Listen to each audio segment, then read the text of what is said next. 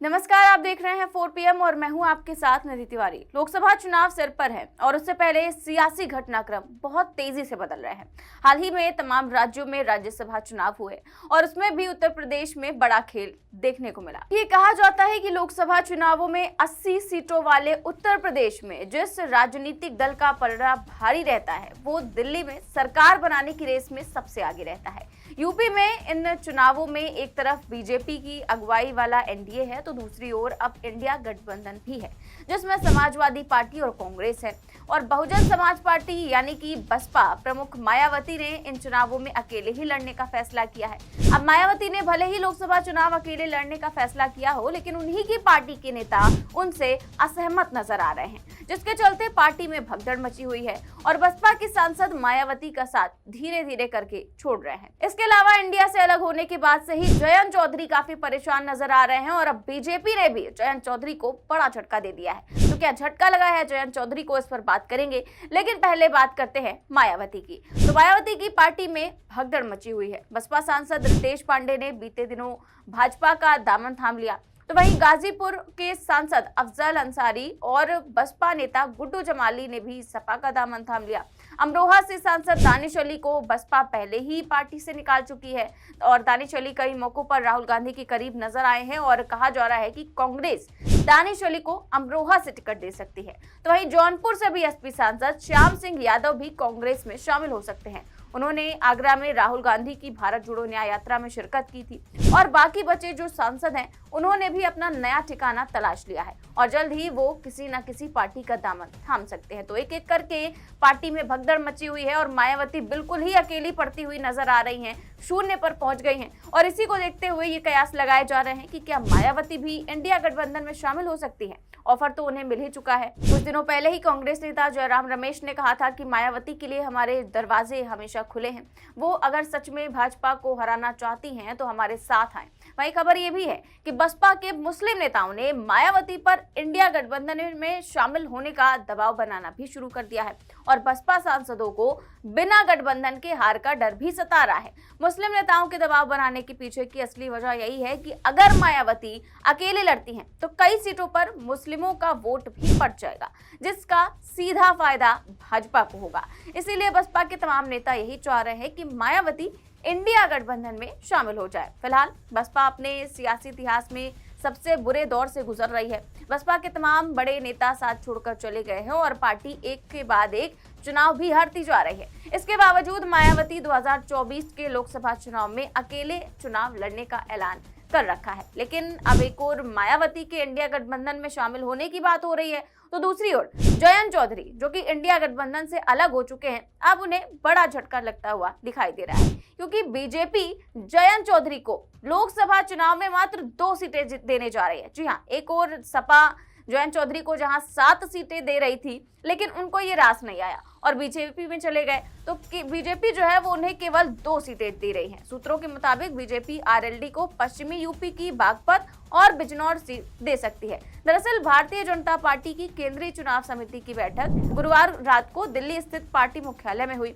इसमें प्रधानमंत्री मोदी सहित समिति के सदस्य शामिल हुए। बैठक में अप्रैल मई में होने वाले लोकसभा चुनाव के लिए पार्टी उम्मीदवारों की पहली सूची को अंतिम रूप दिया गया। इस बैठक में यूपी के मुख्यमंत्री योगी आदित्यनाथ, डिप्टी सीएम केशव प्रसाद मौर्य और डिप्टी सीएम ब्रजेश पाठक पहुंचे। इनके अलावा UP BJP chief Bhupendra Chaudhary भी बैठक में पहुंचे। गुरुवार देर रात ये बैठक संपन्न हुई और सूत्रों के मुताबिक इस बैठक में यूपी की 55 से 60 सीटों पर निर्णय हो गया है और माना जा रहा है कि आज या कल आने वाली पहली सूची में यूपी के भी कैंडिडेट्स का नाम हो सकता है। सूत्रों के मुताबिक भाजपा ने 2019 में हार वाली जिन सीटों पर विशेष ध्यान देने की योजना बनाई है, उन पर प्रत्याशियों के नाम पहली सूची में सामने आ सकते हैं। इंडिया टुडे के सूत्रों के हवाले से लिखा है कि उत्तर प्रदेश में अपना दल सोनीलाल और राष्ट्रीय लोकदल यानी कि आरएलडी को 2-2 सीटों पर चुनाव लड़ने का मौका मिल सकता है, जबकि एक सीट निषाद पार्टी को मिल सकती है। इसके अलावा भाजपा ओम प्रकाश राजभर के नेतृत्व वाली सुहेल देव भारतीय समाज पार्टी को भी एक सीट दे सकती है। कुल मिलाकर 6 सीटें जो है वो विपक्ष को आवंटित की जाएंगी और इसके अलावा बाकी 74 सीटों पर बीजेपी खुद इलेक्शन लड़ेगी। अब देश में लोकसभा चुनाव बेहद नजदीक है, ऐसे में सभी पार्टियों ने कमर कस ली है। बीजेपी की भी बैठक में लगभग सारे फैसले हो चुके हैं। वहीं इंडिया गठबंधन के लिए भी हर दिन अब एक अच्छी खबर आ रही है। लगभग हर राज्य में सीट शेयरिंग फाइनल हो गई है, लेकिन उन लोगों के लिए बुरी खबर है जो इस ताक में थे कि इंडिया गठबंधन टूट जाएगा। लेकिन इंडिया गठबंधन लगातार मजबूत होता जा रहा है, जिससे सत्ताधारी दल काफी ज्यादा बेचैन है। बाबा साहब भीमराव अम्बेडकर जी का संविधान बचे, जो रास्ता डॉक्टर राममनोहर लोहिया जी ने दिखाया, नेताजी ने जो रास्ता संघर्ष से बनाया, और जो समाजवादी पार्टी इंडिया अलायंस के साथ साथ पीडीए परिवार को लगातार बढ़ाने की कोशिश में हमें पूरा भरोसा है कि आने वाले समय में भारतीय जनता पार्टी का उत्तर प्रदेश से सफाया होगा। 80 हराओ लोकतंत्र बचाओ का नारा लेकर के ये संगठन के लोग गांव-गांव जाएंगे। इस सरकार ने किसान के साथ धोखा दिया। ये किसान को वादा करके आए थे सत्ता में कि किसानों की आय दोगुनी होगी, लेकिन जिस तरीके से महंगाई बढ़ी है और जिस तरीके से किसानों के ऊपर संकट पैदा किया है, किसानों की आय नहीं बढ़ी और लगातार नौजवान बेरोजगार होता चला जा रहा है, न नौकरी है। और जो कि भी उत्तर प्रदेश में जितनी भी परीक्षाएं हुई हैं सब लीक हो रही हैं और जानबूझ करके सरकार लीक कराना चाहती है, जिससे उसे नौकरी न दे पाए। और अब तो सुनने में आ रहा है कि जो बच्चे परीक्षा देने जा रहे थे उनके पेपर भी लीक हो रहे हैं। तो सोचिए नौजवानों का और बच्चों का भविष्य क्या होगा। ये न केवल संविधान के साथ खिलवाड़ कर रहे हैं, बल्कि नौजवानों के साथ उनके भविष्य, उनका आने वाला समय है, कल है, उसके साथ एक खिलवाड़ करने का काम कर रहे हैं। यहाँ नौजवान संकल्प लेकर के जा रहा है कि भारतीय जनता पार्टी से इस उत्तर प्रदेश और देश को बचाना है। जनता पार्टी से समर्थित है। ब्राह्मण एक आंदोलन वो हो ही चुका है, उनका कुंभ और यादव महाकुंभ हो ही रहा है। तो आपको लगता है आपके पीडीए की कुछ काट उधर से होगी?